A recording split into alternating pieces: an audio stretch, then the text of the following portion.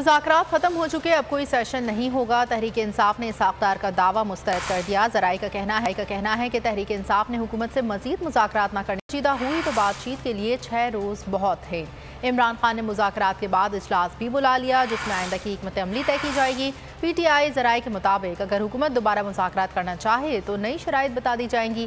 तहरीक इंसाफ की जानिब से अदालती अहकामात पर नेक नियति से मुज़ाकरात किए गए, लचक भी दिखाई, चंद मामलात पर 2 कदम पीछे भी हटे। ताहम हुकूमत किसी भी तरह से मुज़ाकरात में संजीदा दिखाई नहीं दी। हवाए नफ्स की है हुक्मरानी, लुटेरा कर रहा है पासबानी।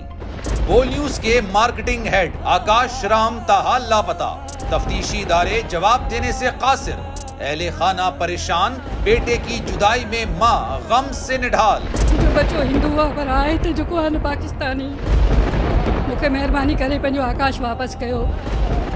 अमरीकी सेनेट में कांग्रेसमैन की आकाश राम के अगवा के खिलाफ पुरजोर मुजम्मत।